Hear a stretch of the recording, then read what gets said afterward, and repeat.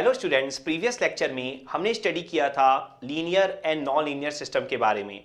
तो मैंने आपको linear and non linear system की थ्योरी बताई थी और साथ ही साथ आपको दो मेथड्स बताए थे जिसके थ्रू आप चेक कर सकते हो linear and non linear system. वहां पर मैंने आपको दो एग्जांपल दिए थे। तो पहले मैं रेकमेंड करूंगा कि आप उस वीडियो को पहले फॉलो कर लीजिए ताकि आपको आज की वीडियो बहुत अच्छे से समझ में आए। तो यहां पर आज के लेक्चर में हम क्या करेंगे, हम सिग्नल सिस्टम के पॉइंट ऑफ व्यू से कुछ प्रॉब्लम डिस्कस करेंगे linear and non linear system के लिए। तो यहां पर आज की जो प्रॉब्लम्स होंगी वो काफी बेसिक्स होंगी, वो इतनी इजी होंगी ताकि आप linear and non linear system के कंसेप्ट को समझ पाएं सबसे पहले। उसके बाद आगे आने वाले लेक्चर में कम से कम 2 लेक्चर में और लूंगा जहां पर मैं डिफिकल्ट प्रॉब्लम आपके साथ डिस्कस करूंगा। तो आज हम प्रॉब्लम स्टार्ट करते हैं। तो जो फर्स्ट प्रॉब्लम होगी आपकी वो होगी yt is equal to cos 6t into xt। तो ये जो आपकी प्रॉब्लम है, मैंने प्रीवियस लेक्चर में आपको y equal to M X and y equal to M X plus C का एग्जाम्पल दिया था। तो स्टार्ट की जो 1-2 प्रॉब्लम होगी उसमें मैं प्रोसेस फिर से पूरा का पूरा रिपीट करने की कोशिश करूंगा, लेकिन उसके बाद हम थोड़ा स्पीड से करेंगे और पहचानने की कोशिश करेंगे सिस्टम लीनियर है कि नॉन लीनियर है। तो यहां पर जैसा मैंने आपको प्रीवियस लेक्चर में समझाया था कि जो भी आपको क्वेश्चन गिवन हो उसे आप इक्वेशन नंबर 1 दे दीजिए और उसके बाद आप क्या करिए, y1 x1 एक इक्वेशन फॉर्म करिए और उसके बाद नेक्स्ट इक्वेशन आप फॉर्म करिए y2 x2। ठीक है, ये मैं आपको अभी मेथड नंबर 1 बता रहा हूं। और इसके बाद आप क्या करिए, 2 + 3 कर लीजिए। तो जैसे ही आप यहां पर 2 + 3 करेंगे आपका आंसर क्या आएगा, y1t plus y2t is equal to cos 6t x1t plus cos 6t x2t। इसे आप दे दीजिए इक्वेशन नंबर 4। दैट मींस हमने 2 और 3 को ऐड किया और 4 नंबर दे दिया। इसके बाद आपको इक्वेशन नंबर 1 में वापस जाना है और क्या करना है, y की जगह आपको पुट करना है y1 प्लस y2 और उसके बाद आपको x की जगह पुट करना है x1 प्लस x2। तो अगर इक्वेशन नंबर 4 और 5 आपके सेम आ जाते हैं, जो कि आपको क्लियरली विजिबल होगा कि सेम आ रहे हैं, तो आप बोलोगे एडिटिविटी प्रॉपर्टी आपकी सेटिस्फाई हो गई। क्लियर हो गया पॉइंट। नाउ होमोजेनिटी के लिए मैंने आपको क्या बताया था, होमोजेनिटी के लिए आपको बताया था कि आपको इक्वेशन नंबर 1 में जाना है और पूरे इक्वेशन को आपको कांस्टेंट a से मल्टीप्लाई कर देना है। तो यहां पर a cos 6t into xt हो जाएगा, इसे आप दे दीजिए इक्वेशन नंबर 6। इसके बाद क्या करना है, 1 में वापस जाना है और यहां पर मैंने आपको केयरफुल रहने के लिए बोला हुआ है कि आपको ध्यान रखना है कि ये जो इक्वेशन होगा, जो क्वेश्चन वाला, वो y इक्वल टू होना चाहिए। मतलब y के अलावा बाकी सारे टर्म आपके आरएचएस पे होने चाहिए। तो फिर आप ये मेथड यूज कर सकते हैं होमोजेनिटी के लिए। तो यहां पर आपको मैंने क्या बोला है, 1 में वापस जाना है और सिर्फ आरएचएस में x की जगह, ओनली x ना, ध्यान रखिएगा, x को रिप्लेस करना है ax से। दैट मींस xt को रिप्लेस करोगे आप यहां पर axt से। तो यहां पर क्या हो जाएगा, cos 6t। ठीक है, ये एक टर्म हो गया। उसके बाद xt की जगह axt करोगे और इक्वेशन नंबर 7 नाम दे दोगे और फिर चेक करोगे क्या 6 और 7 दोनों के आरएचएस सेम है। अगर दोनों के आरएचएस आपके सेम आ जाते हैं, ठीक है, तो आप क्या बोलोगे कि आपकी जो होमोजेनिटी प्रॉपर्टी है वो क्या हो जाएगी, यहां पर सेटिस्फाई हो जाएगी। तो आप देख सकते हो यहां पर कि 6 और 7 दोनों के आरएचएस सेम है। तो हम यहां पर क्या बोलेंगे कि होमोजेनिटी भी आपकी सेटिस्फाई हो गई है। और अगर आप इस क्वेश्चन को कंपेयर करोगे ना ध्यान से, तो प्रीवियस लेक्चर में y इक्वल टू जो mx था, बिल्कुल वही है ये क्वेश्चन। आप देखो y mx, नो डाउट ये कोई आपकी स्लोप नहीं है, लेकिन फिर भी आप समझो कि फॉर्मेट आपका ऑलमोस्ट वही है, y इक्वल टू mx। ठीक है, तो यहां पर ये आपकी एडिटिविटी एंड होमोजेनिटी दोनों सेटिस्फाई हो गई। यहां पर जो प्रॉब्लम मैंने सॉल्व की है वो मेथड नंबर 1 से की है। आप चाहो तो मेथड नंबर 2 से भी कर सकते हो, लेकिन यहां पर आज के लेक्चर में मेथड नंबर 1 को ही इंपॉर्टेंस देने वाला हूं। लेकिन सिर्फ और सिर्फ फर्स्ट क्वेश्चन के लिए मैं यहां पर मेथड नंबर 2 भी आपके साथ यहां पर डिस्कस करने वाला हूं। तो यहां पर अब अगर मैं आपके साथ मेथड नंबर 2 डिस्कस करूं तो आपको फिर से वही काम करना है, y1 x1 इक्वेशन नंबर 2 और y2 x2 इक्वेशन नंबर 3। फिर आपको क्या करना है, A का मल्टीप्लाई करना है 2 के साथ और B का मल्टीप्लाई करना है 3 के साथ और दोनों को ऐड कर देना है। तो AY1T प्लस BY2T हो जाएगा और राइट हैंड साइड में क्या हो जाएगा, AX1T cos 6T plus BX2T cos 6T। ठीक है, ये आपका हो जाएगा। फिर आपको क्या करना है, इसे नाम दे देना है इक्वेशन नंबर 4। फिर आपको क्या करना है, इक्वेशन नंबर 1 में वापस जाना है, y की जगह पुट करना है AY1T प्लस BY2T और x की जगह क्या पुट करना है आपको, AX1T प्लस BX2T। ठीक है, अगर ये दोनों इक्वेशन आपके सेम आ जाते हैं तो आप बोलोगे लीनियरिटी प्रॉपर्टी आपकी सेटिस्फाई हो जाती है। दैट मींस ये सिस्टम क्या है, आपका लीनियर सिस्टम है।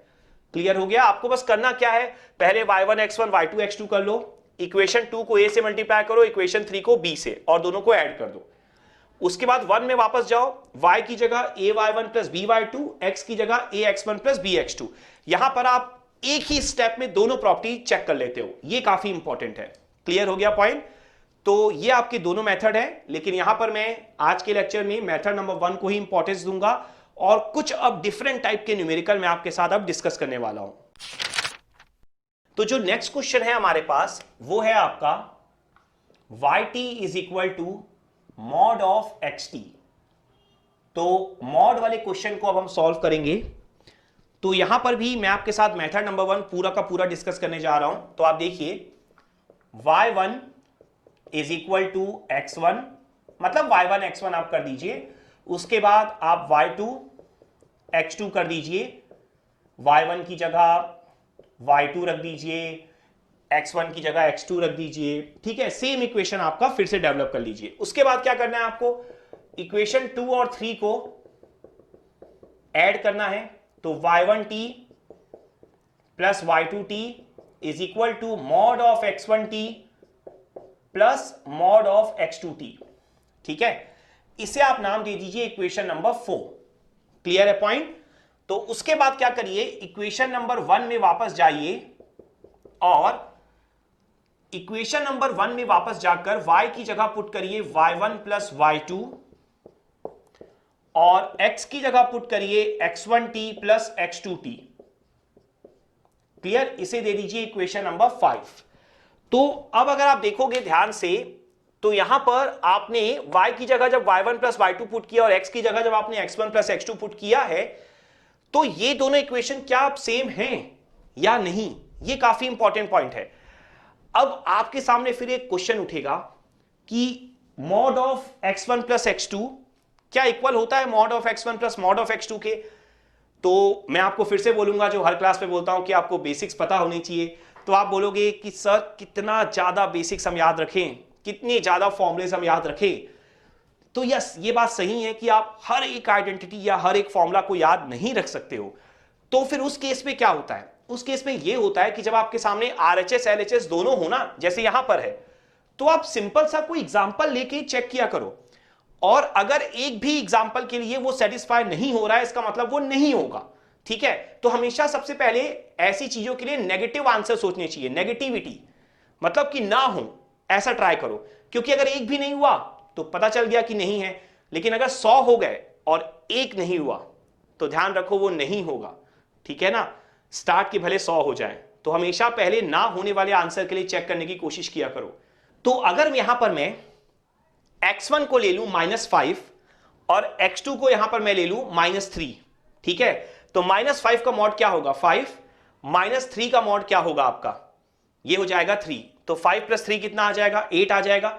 और यहां पर भी -5 -3 -8 और -8 का मॉड क्या हो जाएगा, 8 आ जाएगा। लेकिन अब ध्यान से सुनो, x1 को नेगेटिव लूं, x2 को पॉजिटिव लूं, x1 को ले रहा हूं -5, x2 को ले रहा हूं 3, तब भी -5 का मॉड 5, 3 का मॉड 3, तो 5 + 3 8। x1 को लिया हूं -5 ना, ध्यान रखना, x2 को क्या लिया हूं 3 लिया हूं, तो -5 + 3 -2 का मॉड 2, ऊपर 8 आ रहा है, नीचे 2 आ रहा है। दैट मीन्स अगर एक नेगेटिव और एक पॉजिटिव वैल्यू होगी तो कभी भी सेटिस्फाई वो नहीं होगा। इसका मतलब ये दोनों इक्वल नहीं है। और अगर 4 और 5 आपके इक्वल नहीं है तो आप बोलोगे कि एडिटिविटी आपकी सेटिस्फाई नहीं हुई, और अगर एडिटिविटी सेटिस्फाई नहीं हुई ना, तो इसका क्या मीनिंग है? इसका मीनिंग सिंपल है आपके लिए कि सिस्टम नॉन लीनियर है। लेकिन फिर भी जैसा मैंने प्रीवियस लेक्चर में बोला कि कोई जरूरी नहीं है कि लीनियर या नॉन लीनियर पूछे, और भी पूछ सकता है, मतलब पॉइंट बाय पॉइंट पूछ सकता है कि खाली बताओ एडिटिविटी हुई कि नहीं हुई, खाली बताओ होमोजेनिटी हो रही है कि नहीं हो रही।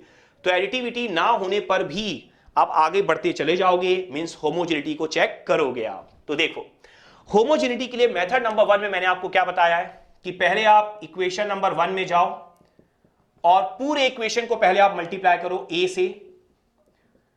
तो ये आपने कर लिया, इसको दे दो इक्वेशन नंबर 6। उसके बाद 1 में वापस जाओ, लेकिन केयरफुल रहना है कि y इक्वल टू होना चाहिए, ठीक है, मतलब y के अलावा बाकी सारे टर्म RHS पे होने चाहिए। तो 1 में वापस जाओ और अब सिर्फ और सिर्फ RHS वाले टर्म्स को देखो, और RHS में क्या करो, x की जगह ax पुट करो। तो देखो क्या होगा, axt, ठीक है, आपने x की जगह ax पुट कर दिया। तो अब यहां पर ध्यान से सुनो, देखो इक्वेशन 6 और 7 के RHS को ऑब्जर्व करो, क्या दोनों बराबर हो रहे हैं? तो अगर आप देखोगे तो a mod of xt mod of axt, आप बोलोगे xt का एग्जांपल कुछ भी ले लो, दोनों तो बराबर ही होंगे, ठीक है। तो आप बोलोगे कि होमोजेनिटी सेटिस्फाई हो जाएगा, जैसे यहां पर मैंने आपको xt के एग्जांपल दिए थे। तो यहां पर आप एक बहुत बड़ी गलती कर जाओगे।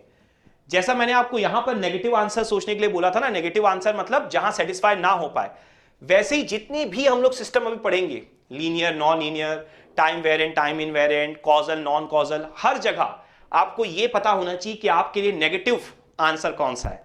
तो यहां पर नेगेटिव आंसर कौन सा है, नॉन लीनियर। तो चाहे 1000 तरीकों से लीनियर प्रूव हो रहा हो, लेकिन अगर एक भी तरीके से नॉन लीनियर प्रूव हो रहा हो तो आपको वो एक तरीका सोचना है। तो यहां पर अगर वो एक तरीका आप सोचोगे ना, तो ध्यान से सुनना, मैंने हमेशा बोला है ए एक कांस्टेंट है, तो कांस्टेंट नेगेटिव भी तो हो सकता है ना। ये पॉइंट सोचो आप, कांस्टेंट आपका नेगेटिव हो सकता था यहां पर। तो अगर आपका कांस्टेंट ए नेगेटिव होता, मान लो कांस्टेंट ए होता -2, तो यहां पर आंसर क्या आता, मान लो xt पॉजिटिव ही है तो -2xt आंसर आता। अब यहां पर देखो, मान लो xt पॉजिटिव है तो यहां पर a -2 होता, तो मॉड करने के बाद वो क्या हो जाता, प्लस हो जाता। तो कोई जरूरी नहीं है ना कि जो कांस्टेंट a है वो हमेशा पॉजिटिव होगा। कौन बोला आपको पॉजिटिव कांस्टेंट है, वो नेगेटिव भी हो सकता है। तो अगर किसी भी एक तरीके से नेगेटिविटी प्रूव हो रही है तो उसे प्रूव करना है। वैसे जनरली हम क्या बोलते हैं, हमें पॉजिटिव रहना है, लेकिन सिस्टम के केस में जो ये वाला एनालिसिस है, हमें हमेशा नेगेटिव रहना है। जितना नेगेटिव रहोगे उतनी ज्यादा सक्सेस पाओगे इस केस में। पॉइंट क्लियर हो गया? तो यहां पर आपकी एडिटिविटी एंड होमोजेनिटी दोनों ही प्रॉपर्टी सेटिस्फाई नहीं हो रही है, ये पॉइंट आपको बहुत अच्छे से क्लियर हो गया होगा। तो प्रॉब्लम नंबर 3, तो यहां पर अब आप देखो yt इज इक्वल टू आपको गिवन है रियल ऑफ xt। अभी मैं ना बिल्कुल बेसिक प्रॉब्लम करवा रहा हूं, ऐसी प्रॉब्लम जो हर एक जगह अवेलेबल है, ठीक है। लेकिन ये प्रॉब्लम मैं क्यों करवा रहा हूं, क्योंकि इन्हीं से ही आपका बेस बनता है, ठीक है। अगर ये प्रॉब्लम आप सीख जाओगे ना, तो आगे आने वाले लेक्चर में जब मैं डिफिकल्ट प्रॉब्लम करवाऊंगा तो वो भी आपको समझ में आएगी। आप देखो yt is equal to real of xt, तो फिर से आपको वही काम करना है कि इसे आपको दे देना है इक्वेशन नंबर 1। उसके बाद क्या करना है, y1 x1, उसके बाद y2 x2, सेम प्रोसेस बार बार रिपीट करते जाओ। इक्वेशन 2 और 3 को ऐड कर दो, ठीक है। अब थोड़ा सा बोरिंग हो गया सेम प्रोसेस, लेकिन इंटरेस्टिंग तभी होगा जब हम चेक करने के लिए जाएंगे, ठीक है। जब तक लाइन लिख रहे हैं वो बोरिंग है। और मैं तो टाइम सेव करने के लिए आपको ये भी बोलूंगा कि जब ये लाइंस मैं लिखूं तो आप उसे आगे बढ़ा दीजिए, ठीक है ना। अगर आपको क्लियरिटी है तो सिर्फ जहां चेकिंग वाला प्रोसेस है वहां पर आप देखिए, ठीक है। तो आप देखिए y1t plus y2t is equal to real of x1t plus real of x2t। तो यहां पर अब आप समझिए कि आंसर क्या होगा। आपको अब इक्वेशन नंबर 1 में वापस जाना है, y की जगह आपको पुट करना है y1t प्लस y2t, क्लियर। और x की जगह आपको पुट करना है x1t प्लस x2t, क्लियर हो गया पॉइंट अच्छे से? इसके बाद अब आपका टारगेट क्या होगा? अब आपका टारगेट ये होगा कि अब आप चेक करोगे 4 और 5 को, क्या दोनों इक्वल हैं। फिर से देखो चेकिंग वाला प्रोसेस है और ये इंटरेस्टिंग है फिर से। तो अगर आप समझोगे तो आप फिर से बोलोगे कितने फॉर्मूले हम याद रखें, तो यहां पर आरएचएस एलएचएस दोनों हैं, तो हम एग्जांपल लेके बड़े आराम से चेक कर सकते हैं। तो देखो ऐसा एग्जांपल लो जहां नेगेटिव प्रूव होने की चांस ज्यादा हो। तो रियल है ना, रियल वर्ड को समझो। तो रियल वर्ड है तो एग्जांपल कॉम्प्लेक्स नंबर में ले लो, जिससे आपको रियल इमेजिनरी का कंसेप्ट समझ में आ जाए। तो सपोज करो अगर मैं साइड में एक एग्जांपल ले लूं 2 + 3j और एक एग्जांपल ले लूं -3 - 6j, ठीक है। तो यहां पर अगर मैं एग्जांपल के थ्रू चेक करूं तो देखो क्या होगा। रियल 2 + 3j का रियल क्या आएगा 2, -3 - 6j का रियल क्या आएगा -3। तो 2 - 3 आंसर कितना हो जाएगा -1। क्लियर है? अब यहां देखो रियल ऑफ x1t + x2t, मतलब दोनों को पहले ऐड कर लो तो 2 - 3 क्या होगा -1 होगा। और इमेजिनरी कुछ भी आ रहा हो बाद में तो रियल ही निकालना है अपने को, ठीक है। तो यहां से इस एग्जांपल के थ्रू आपको एक ऑब्जर्वेशन मिली होगी कि हमेशा ही इक्वल होगा। क्यों? अगर आप समझोगे इस पॉइंट को तो होना क्या है, अंदर भी तो रियल एक साथ ऐड होंगे, इमेजिनरी एक साथ ऐड होंगे, बाद में आपको रियल वाला अलग कर देना है। यहां पर भी सेम प्रोसेस हो रहा है, ठीक है। तो आप कोई भी एग्जांपल ले लो, कॉम्प्लेक्स ले लो, रियल ले लो, खाली इमेजिनरी ले लो, नेगेटिव ले लो, पॉजिटिव ले लो, कुछ भी ले लो, ये हमेशा आपका सेटिस्फाई होगा, आप चेक कर सकते हो। तो यहां पर 4 = 5 है, इसका मतलब एडिटिविटी आपकी सेटिस्फाई हो गई। लेकिन क्या एडिटिविटी सेटिस्फाई होने से हम बोल दें लीनियर सिस्टम है? बिल्कुल नहीं। क्यों? हो सकता है ना कि होमोजेनिटी ना हो। अभी तक तो यही देखते आए हैं कि जहां एडिटिविटी हो रही है वहां होमोजेनिटी भी हो जा रही है, जहां एडिटिविटी नहीं हो रही वहां होमोजेनिटी भी नहीं हो रही। लेकिन ऐसा हमेशा नहीं होगा। आप देखिए अगर यहां पर मैं होमोजेनिटी चेक करूं तो आप इक्वेशन नंबर 1 में वापस जाएंगे और क्या करेंगे आप पूरे इक्वेशन को a से मल्टीप्लाई कर देंगे। तो a/t a real of xt, इसे आप नाम दे देंगे इक्वेशन नंबर 6। उसके बाद आप क्या करेंगे, आप वापस जाएंगे इक्वेशन नंबर 1 में और अब आप क्या करेंगे, अब आप यहां पर राइट हैंड साइड में सिर्फ और सिर्फ x की जगह पुट करेंगे ax और ये हो जाएगा इक्वेशन नंबर 7। तो अब क्या दोनों के RHS इक्वल हैं हमारे? तो फिर से कंफ्यूजन होगा कि नहीं होगा। तो अगर आप देखोगे तो a रियल ऑफ xt और रियल ऑफ axt, देखो मुझे ना स्टूडेंट्स पे बहुत ट्रस्ट होता है।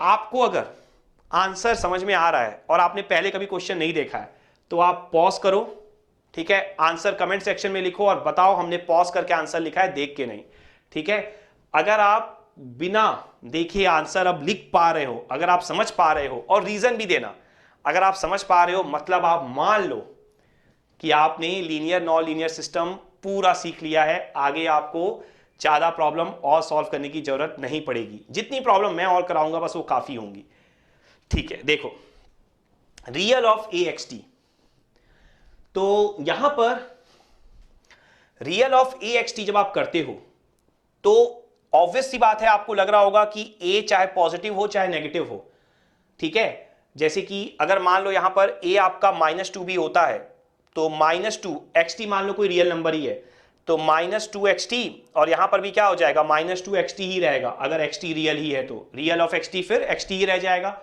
तो आप बोलोगे सेम ही तो होगा, ठीक है, क्योंकि पिछली बार मैंने आपको बता दिया था लास्ट क्वेश्चन में कि a नेगेटिव भी हो सकता है। लेकिन माइंड को थोड़ा और बड़ा करो, फैलाओ, रेंज को बढ़ाओ। a नेगेटिव हो सकता है तो a आपका इमेजिनरी भी तो हो सकता है, a आपका कॉम्प्लेक्स भी तो हो सकता है ना। पॉइंट क्लियर है क्या बोल रहा हूं? देखो अगर a आपका यहां पर कॉम्प्लेक्स नंबर होता, मान लो a होता 2 + 3j, तो बाहर तो 2 + 3j पूरा होता, लेकिन अंदर मान लो xt अगर रियल भी होता तो अंदर फिर 2 + 3j का सिर्फ रियल पार्ट ही बाहर आता, क्योंकि रियल ऑफ axt ले रहे हो आप। तो a अगर इमेजिनरी या कॉम्प्लेक्स हुआ तो फिर ये कंडीशन आपकी सेटिस्फाई नहीं हो पाएगी। तो अगर एक बार भी सेटिस्फाई नहीं होती है तो नहीं होगी। ध्यान रखो, ए कांस्टेंट होने का मतलब सिर्फ रियल पॉजिटिव नंबर नहीं होता है, कुछ भी हो सकता है। ठीक है, तो यहां पर आपकी होमोजेनिटी भी सेटिस्फाई नहीं होगी। एक्चुअल में होमोजेनिटी ही सेटिस्फाई नहीं होगी क्योंकि एडिटिविटी तो हो रही थी, तो नॉन लीनियर सिस्टम तो प्रूव हो ही जाएगा क्योंकि होमोजेनिटी सेटिस्फाई नहीं हो रही है। क्लियर हो गया अच्छे से? Now next problem. तो नेक्स्ट प्रॉब्लम में आपको गिवन है yt is equal to x of conjugate t। तो इसे हम फिर से इक्वेशन नंबर 1 दे देते हैं और अब आप देखो यहां पर कॉन्जुगेट है। ठीक है, तो यहां पर अब ध्यान से अब समझो, y1 is equal to x1 conjugate t। Equation number 2, y2t is equal to x2 conjugate t। Equation number 3, और उसके बाद इक्वेशन नंबर 2 और 3 को ऐड कर दो, तो y1t plus y2t is equal to x1 conjugate t plus x2 conjugate t। Equation number 4। Clear है point अच्छे से? अब आप यहां पे ध्यान से देखो, यहां पर अब अगर हम इक्वेशन नंबर 1 में वापस जाएं और y की जगह पुट करें y1t प्लस y2t, और x की जगह अगर हम पुट करें x1t प्लस x2t, तो ध्यान रखना कि वहां पर xt का कॉन्जुगेट था क्वेश्चन में। दैट मींस अब x1t प्लस x2t का कॉन्जुगेट हो जाएगा। आपका टारगेट क्या है? आपको xt की जगह x1t प्लस x2t करना है। मतलब क्वेश्चन में जो काम xt के साथ हो रहा था, अब वही काम x1t प्लस x2t के साथ होना चाहिए। क्लियर हो गया? तो अब अगर आप यहां पे ध्यान से देखोगे तो आपके पास 4 और 5 दोनों इक्वेशन रेडी हैं, और अब आप बताओ कि 4 और 5 इक्वल हैं कि नहीं है, ये अब हमें चेक करना है।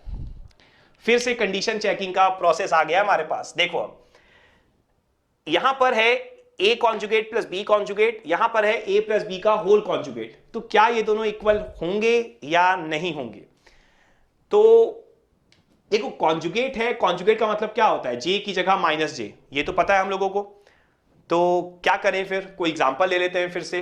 तो आप देखो, कॉन्जुगेट जब करते हैं आप, ठीक है, तो चाहे एग्जांपल आपका नेगेटिव हो, पॉजिटिव हो, कुछ भी हो, दोनों ही केस में आप देखोगे अगर, तो कॉन्जुगेट आपको लेना है, मतलब सिर्फ इमेजिनरी पार्ट ही चेंज होगा, रियल पार्ट में कोई चेंजेस नहीं आएंगे। तो अगर आप पहले दोनों का अलग अलग कॉन्जुगेट ले लो, तो 2 plus 3j minus 3 minus 6j, ठीक है ना? आप दोनों का कॉन्जुगेट लेके ऐड कर दो, मतलब j की जगह माइनस j करो और दोनों को ऐड कर दो। लेकिन अगर आप पहले दोनों को ऐड कर दो, मतलब पहले दोनों को ऐड किया और फिर होल कॉन्जुगेट लिया, तो इस केस में अगर देखोगे तो 2 माइनस 3 माइनस 1 है, यहां भी 2 माइनस 3 माइनस 1 है, क्योंकि रियल रियल एक साथ होगा, इमेजिनरी इमेजिनरी एक साथ होगा। ठीक है, रियल तो दोनों का सेम हो गया, इमेजिनरी क्या हो गया? 3j माइनस 6j, कितना आ गया? Minus 3j। यहां पर minus 3 plus 6j, plus 3j आया, उसका कॉन्जुगेट करोगे तो कितना हो जाएगा? Minus 3j। इसका मतलब देखो, इस एग्जांपल से आपको कहीं ना कहीं क्लियरिटी मिल गई होगी कि जब भी आप इस तरह का डिस्कशन करते हो ना, जहां पर कॉम्प्लेक्स नंबर या इमेजिनरी नंबर यूज करने हो, आंसर आपका सेम ही रहेगा। क्योंकि आप देखो, कॉन्जुगेट जो है वो इमेजिनरी पार्ट का लोगे, ठीक है, रियल रियल एक साथ जाएंगे, इमेजिनरी इमेजिनरी एक साथ जाएंगे, तो पहले ही आप उनके साइन चेंज करके ऐड कर दो, या बाद में ऐड करने के बाद में साइन चेंज कर दो इमेजिनरी पार्ट का, आंसर सेम रहने वाला है। तो आप कोई भी एग्जांपल ले लो, ये जो दोनों है ना 4 और 5, वो ऑलवेज आपके सेम आएंगे। तो रियल में भी दोनों सेम थे और इसमें भी आपके दोनों क्या होंगे? सेम ही होंगे। तो यहां पर 4 इक्वल टू 5 है, तो आप बोलोगे एडिटिविटी आपकी सेटिस्फाई हो गई है। क्लियर? नाउ नेक्स्ट होगा होमोजेनिटी। तो इक्वेशन नंबर 1 में आप जाओ, इक्वेशन नंबर 1 में आप जैसे ही जाओगे, आप देखो आपको क्या करना है, पूरे इक्वेशन को कांस्टेंट a से मल्टीप्लाई करना है, ठीक है। उसके बाद अब आपको क्या करना है, अब आपको सिर्फ और सिर्फ RHS को 1 के RHS पे ही आपको क्या करना है, x की जगह ax रखना है। ध्यान रखना, x की जगह ax रखना है, मतलब पहले जहां x का कॉन्जुगेट था अब ax का कॉन्जुगेट हो जाएगा। तो फिर से सवाल अब वही है कि क्या प्रॉपर्टी सेटिस्फाई होगी या नहीं होगी। तो यहां पर अब अगर आप ध्यान से ऑब्जर्व करोगे तो देखो अब आपको क्लियर होगा वैसे कि अब आपको पता है ए को आप इमेजिनरी या कॉम्प्लेक्स भी ले सकते हो, ठीक है। तो अगर आपका ए इमेजिनरी या कॉम्प्लेक्स होता तो इस वाले ए का तो कुछ भी नहीं होता 6 में, लेकिन जो 7 वाला ए है उसका कहीं ना कहीं कॉन्जुगेट हो जाता, क्योंकि यहां ए का भी कॉन्जुगेट हो रहा होगा। ऑब्वियसली बात है ए और एक्सटी आपस में मल्टीप्लाई होंगे फिर कॉन्जुगेट होगा, लेकिन ए पर कुछ ना कुछ इफेक्ट जरूर पड़ेगा, जबकि यहां पर कोई इफेक्ट नहीं पड़ेगा। तो आप देख सकते हो कि 6 और 7 आपके इक्वल नहीं है, ठीक है। 6 और 7 का जो राइट हैंड साइड है वो इक्वल नहीं है, मतलब आप क्या बोलोगे, होमोजीनिटी आपकी सेटिस्फाई नहीं हो रही है। क्लियर हो गया अच्छे से। तो नेक्स्ट प्रॉब्लम में अब आपको गिवन है yt is equal to xt into x of t minus 6। तो इसे अब आप फिर से इक्वेशन नंबर 1 दे दो, और इसे इक्वेशन नंबर 1 दे देने के बाद अब आप देखो y1t is equal to x1t minus 6।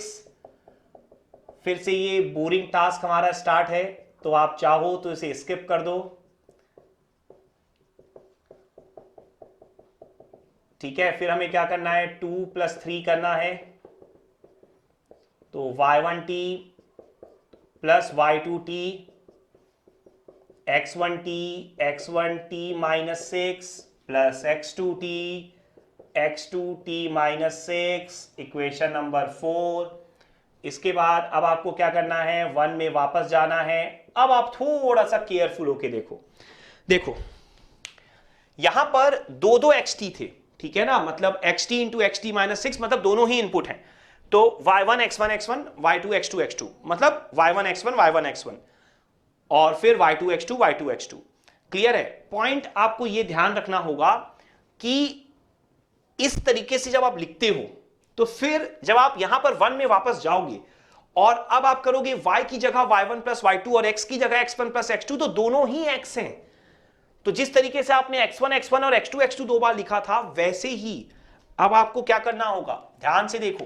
तो आप यहां पर y की जगह y1 प्लस y2 तो लिख लोगे इक्वेशन नंबर 1 में, लेकिन अब आपको ना दोनों x की जगह x1 प्लस x2 यहां पर लिखना होगा, ठीक है।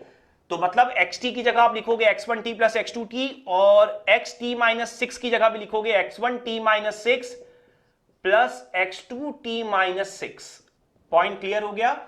तो ये काम आपको अब करना होगा। तो अब अगर आप इक्वेशन नंबर 5 में जाते हो तो आप देखो ध्यान से, यहां पर एक टर्म दो टर्म, यहां पर देखोगे दिस इंटू दिस एक term, this into this 2 terms, this into this 3 terms, this into this 4 terms।